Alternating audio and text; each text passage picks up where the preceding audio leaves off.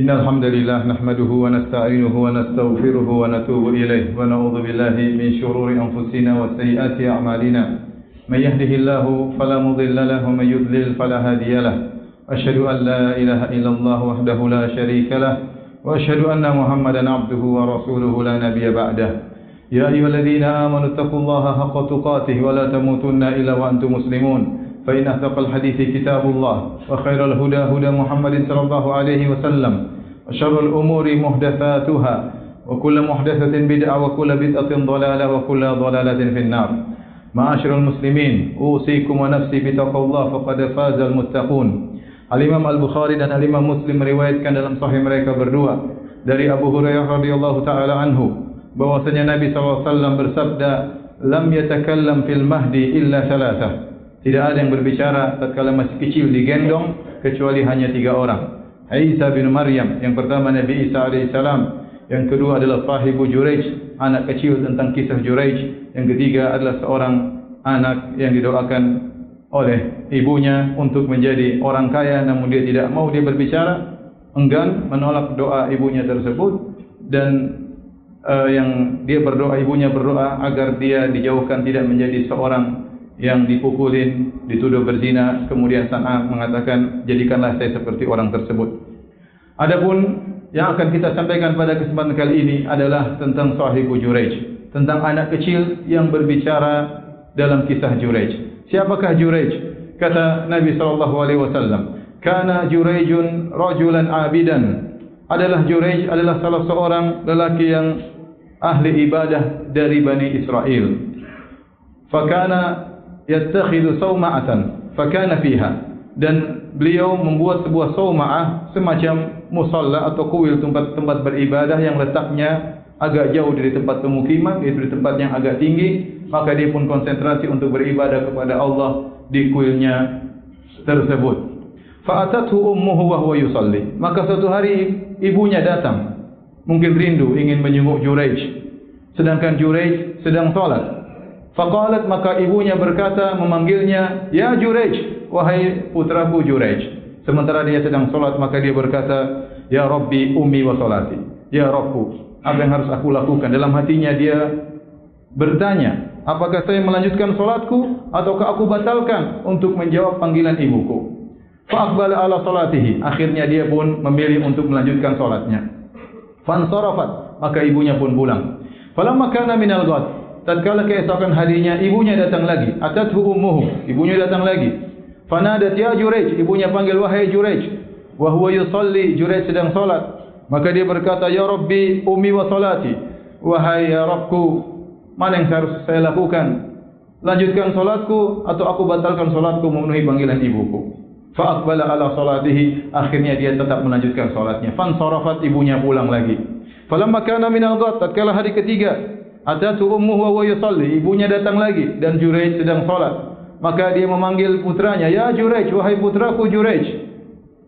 Juraij berkata, "Ya Rabbi ummi wa salati." Ya Rabbku, memenuhi panggilan ibuku, batalkan salat atau lanjutkan salat. Fa aqbala ala salatihi. Ternyata dia memilih untuk ketiga kalinya tetap melanjutkan salatnya. Maka ibunya pun marah.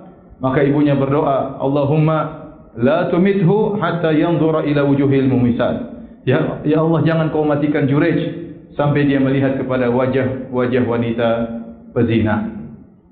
Fakana Banu Israel yatadzakkaru Juraijan, yatadzakkaruna Juraijan wa ibadatahu. Adalah orang-orang Bani Israel, mereka sedang bercerita tentang Juraij dan bagaimana ibadahnya Juraij, dan mereka hasad kepada Juraij. Wa kanat imra'atun baghiyun yutamassalu bihusniha. Dan di antara mereka ada seorang wanita yang sangat cantik, wanita pezina, bahkan disebut-sebut tentang kecantikan yang sangat luar biasa. Maka wanita ini berkata kepada mereka, "In syi'tum la aftinannahu lakum." Kalau kalian mau, biarkan saya menggoda Juraij. Saya memfitnah Juraij untuk kalian, karena mereka hasad kepada Juraij. Fata'arradat lahu, maka wanita ini pun pergi menuju Juraij, kemudian dia menggoda Juraij.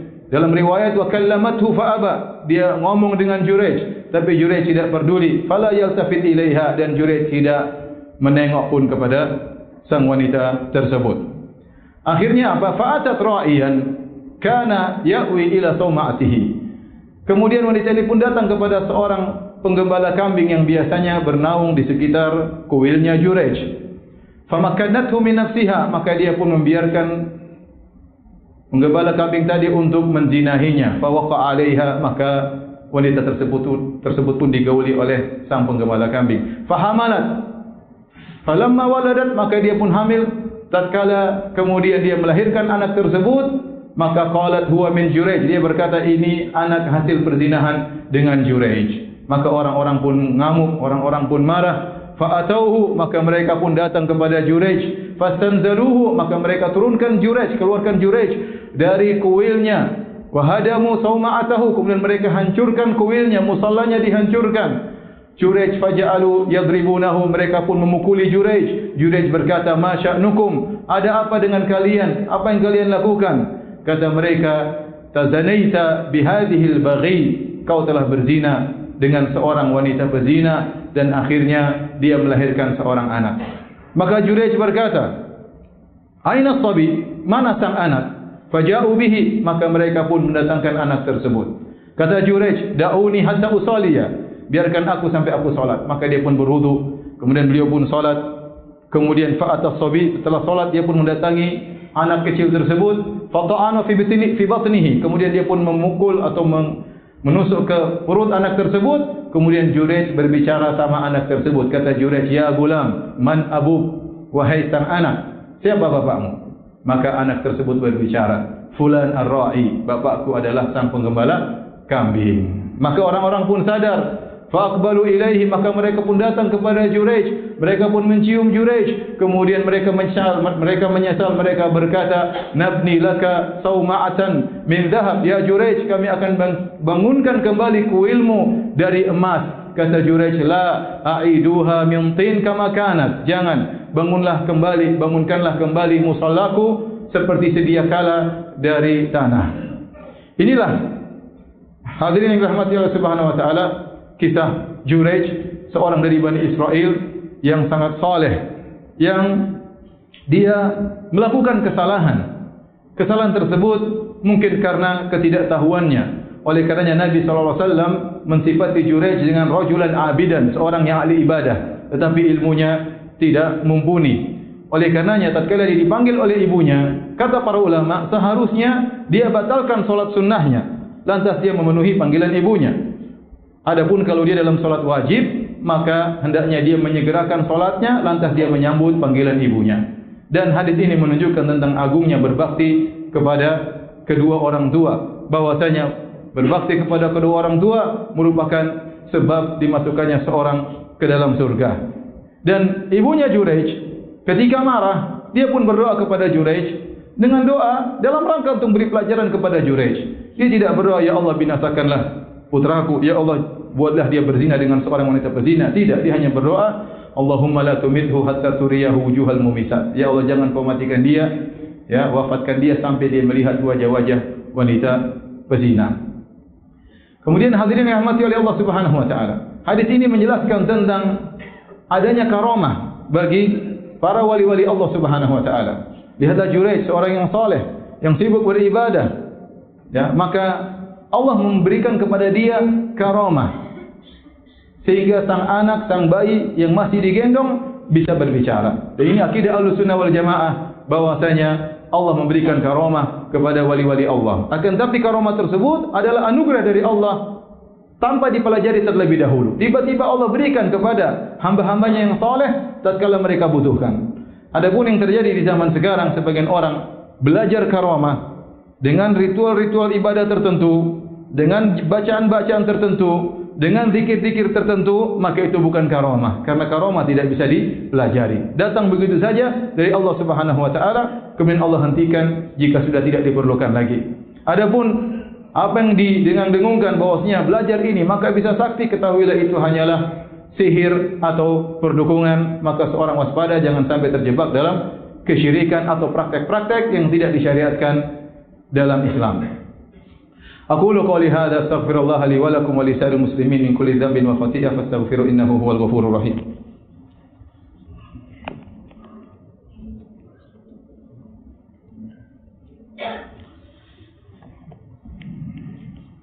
Alhamdulillahi ala ihsani wa syukru lahu ala taufiqihi wa amtinani wa asyhadu an la ilaha illallah wahdahu la syarika lah ta'ziman li sya'ni wa asyhadu anna Muhammadan abduhu wa rasuluhu da'ila ridwani. Allahumma salli alaihi wa ala alihi wa ashabihi wa ikhwani. Ma'asyiral muslimin, sungguhnya dalam kisah Jurayj ini ada faedah besar yang kita dapatkan, yaitu sebagaimana sabda Nabi sallallahu alaihi wasallam, ta'arraf ila Allah fi ar-raha ya'rifka fi syiddah. Kenalkanlah dirimu kepada Allah Subhanahu wa taala, atau kenalilah Allah tatkala kau dalam kondisi lapang, niscaya Allah akan mengenalmu tatkala kau dalam kondisi sulit. Lihatlah Jurayj, tatkala dia senantiasa beribadah kepada Allah Subhanahu wa taala dalam kondisi genting, dalam kondisi sulit, maka Allah pun menolongnya dengan memberi karomah kepadanya. Dan lihatlah Jurayj, tatkala menghadapi permasalahan, apa yang dia lakukan? Dia mengatakan, da'uni hatta usalliya, tinggalkan aku salat terlebih dahulu. Dan itulah sunnah yang diajarkan oleh Nabi sallallahu alaihi wasallam. Kalau kita menghadapi sesuatu yang sulit, maka yang pertama kita lakukan mengeluhkannya kepada Allah Subhanahu wa taala. Kana Nabi sallallahu alaihi wasallam idza hazabahu amr fazi'a ila salat. Adalah Nabi sallallahu alaihi wasallam kalau menghadapi sesuatu yang menggelisahkan, permasalahan, maka beliau segera salat kepada Allah Subhanahu wa taala. Tidak seperti sebagian kita, begitu ada permasalahan yang dipikirkan, saya mau ngomong ke siapa, siapa yang bisa bantu saya. Sebelum itu semua, maka hendaknya seorang mengadukan kepada Allah Subhanahu wa taala. Sujud, meminta kepada Allah Subhanahu wa taala, bermunajat kepada Rabbul Alamin. Karena segala perkara di tangan Allah Subhanahu wa taala. Lihatlah bagaimana Allah sebutkan para anbiya dalam kondisi mereka sulit, mereka berdoa kepada Allah Subhanahu wa taala. Kata Allah Subhanahu wa taala tentang Nabi Yunus alaihi salam, "Wa dhannuni idh dhahaba mughadiban fa dhanna an lan naqdira alaihi fanada fi dhulumati an la ilaha illa anta subhanaka inni kuntu minadh dhalimin." Tatkala Nabi Yunus alaihissalam dia pergi meninggalkan kaumnya, dia menyangka kami tidak akan menyempitkan urusannya. Tiba-tiba Allah menghukumnya, kemudian dia ditelan oleh ikan paus dan dibawa dalam tengah-tengah lautan. Maka Allah berkata, "Fanada fi dhulumat." Maka dalam kondisi dalam kegelapan yang bertumpuk-tumpuk, kata para ulama, Nabi Yunus dalam kegelapan perut ikan paus, kemudian dalam kegelapan malam dan dalam kegelapan laut. Siapa yang bisa mendengar suara Nabi Yunus alaihissalam kecuali Rabbul Alamin? Fanada fi dhulumat, maka dia berkata, la ilaha illa anta subhanaka inni kuntu minadh dhalimin. Ya Allah, tidak ada yang berhak disembah kecuali Engkau ya Allah, sungguhnya aku termasuk orang-orang yang zalim. Maka Allah pun selamatkan Nabi Yunus alaihissalam. Falaula annahu kana minal musabbihin la labitha fi batni ila yaumi yub'atsun. Kata Allah, kalau bukan karena Yunus sebelumnya orang yang suka bertasbih. Sebagian para ulama mengatakan dia sebelumnya, sebelum terkena musibah tersebutlah orang yang suka salat. Maka tentu kalau dia tidak salat sebelumnya, kami akan biarkan dia dalam perut ikan paus sampai hari kiamat. Namun Allah menolongnya. Kenapa? Karena sebelumnya dia sering mengingat Allah Subhanahu wa taala. Dia sering bertasbih kepada Allah Subhanahu wa taala. Dia sering mengenal Allah tatkala dalam kondisi lapang. Maka ikhwan yang dirahmati oleh Allah Subhanahu wa taala, tatkala kita terkena musibah, tatkala terkena masalah, maka pertama tempat kita mengadu, tempat kita mengeluhkan keluhan kita adalah kepada Allah Subhanahu wa taala. Sebagaimana perkataan Nabi Yakub alaihissalam, "Innama ashku bathi wa husni ila Allah." Sungguhnya aku mengadukan kesedihanku hanya kepada Allah Subhanahu wa taala. Jangan sampai orang melakukan perkara yang hina. Dia mengadukan permasalahannya di medsos, dia hinakan dirinya di medsos, mengemis-ngemis di medsos. Maka seorang sebelum dia bermusyawarah dengan siapapun, yang pertama kali dia keluhkan permasalahannya kepada Allah Subhanahu wa taala, wudu dan salat bermunajat kepada Rabbul Alamin. Kemudian di antara faedah yang bisa kita ambil dalam kisah ini, bagaimana Allah Subhanahu wa taala memberikan solusi dari arah-arah yang tidak disangka. Kata Allah Subhanahu wa taala, "Wa may yattaqillaha yaj'al lahu makhraja wa yarzuquhu min haitsu la yahtasib wa may yatawakkal 'ala Allahi fa huwa hasbuh."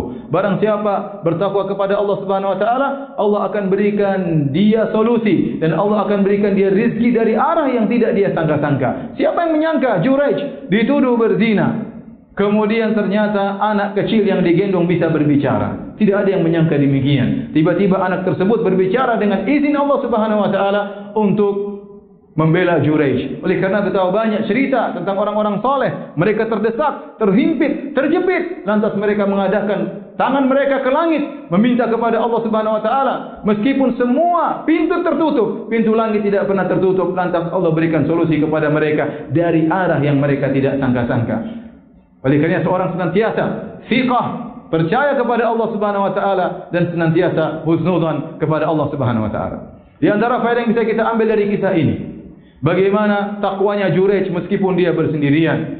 Tatkala didatangi oleh sang pezina, dalam sebagian riwayat wanita pezina tersebut, bayangkan kata Nabi SAW, yutamassalu bihusniha, menjadi ukuran tentang kecantikan. Artinya wanita sangat cantik jelita. Kalau ada orang berbicara tentang kecantikan, maka disebutlah wanita pezina ini, karena dia benar-benar sangat cantik jelita. Dan dia datang kepada Juraij. Juraij bersendirian, maka dia menggoda Juraij, maka dia bernyanyi-nyanyi, dia menampakkan sebagian kecantikannya, menampakkan sebagian auratnya, tetapi Juraij tidak peduli. Lam yaltafit ilaiha, Juraij tidak peduli. Dia bertakwa kepada Allah tatkala di hadapan banyak orang dan juga tatkala bersendirian. Ini harus kita pikirkan di zaman kita sekarang ini. Betapa banyak orang yang tatkala di hadapan banyak orang, di hadapan manusia, seakan-akan dia wali-wali Allah Subhanahu wa taala. Namun tatkala dia bersendirian, dia adalah wali syaitan, dia temannya syaitan, maka dia berkelana dalam kemaksiatan di internet dan di dunia maya. Maka seorang bertakwa kepada Allah Subhanahu wa taala. Lihatlah di antara hukuman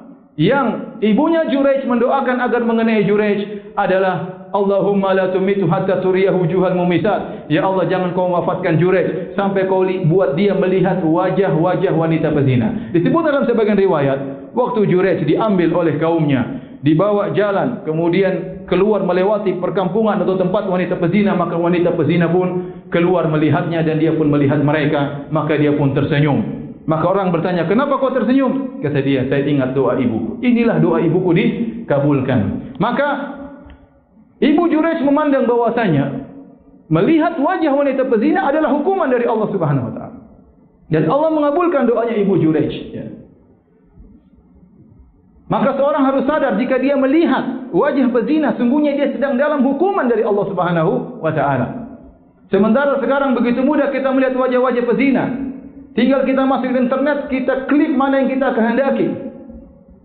Seandainya kalau terlihat tidak kita sadari, mungkin Allah memaafkan. Tapi yang menjadi masalah, sebagian kita berusaha untuk mencari berbagai macam kasus. Si fulan berzina, videonya tersebar, maka orang-orang ingin cari tahu. Ingin justru melihat wajah-wajah wanita pezina. Sudah disebarkan di berita, wanita ini berzina, maka ingin lihat lagi wajahnya. Padahal itu adalah hukuman tatkala di zaman Bani Israel. Seandainya seorang sadar bahwa dia sedang menjalankan hukuman dari Allah Subhanahu wa taala, azab dari Allah melihat wajah wanita pezina, maka dia berusaha meninggalkan hal tersebut. Tapi demikianlah fitnah yang terjadi di zaman sekarang ini. Maka seorang banyak-banyak bertakwa kepada Allah Subhanahu wa taala, banyak-banyak istighfar kepada Allah Subhanahu wa taala agar terjauhkan dari melihat wajah-wajah wanita pezina, bukan malah semakin bersenang-senang untuk melihat wajah-wajah mereka. Semoga Allah Subhanahu wa taala melindungi kita dari seluruh fitnah, baik yang nampak maupun yang tersembunyi. Innallaha malaikatahu yusholluna 'alan nabi, ya ayyuhalladzina amanu shallu 'alaihi wa sallimu taslima. Allahumma shalli 'ala Muhammad wa 'ala ali Muhammad kama shallaita 'ala Ibrahim wa 'ala ali Ibrahim innaka Hamidum Majid. Wa barik 'ala Muhammad wa 'ala ali Muhammad kama barakta 'ala Ibrahim wa 'ala ali Ibrahim innaka Hamidum Majid. Allahumma ighfir lil muslimina wal muslimat wal mu'minina wal mu'minat al ahya'i minhum wal amwat. إنك سميع قريب مجيب دعوات ويا قاضي الحاجات. اللهم آت نفوسنا تقواها وزكها أنت خير من زكاها أنت ولي مولاها. اللهم إنا نسألك الهدى والتقى والعفاف والغنى. اللهم حبب إلينا الإيمان وزينه في قلوبنا وكره إلينا الكفر والفسوق والعصيان واجعلنا من الراشدين. ربنا آتنا في الدنيا حسنة وفي الآخرة حسنة وقنا عذاب النار وأقيموا الصلاة.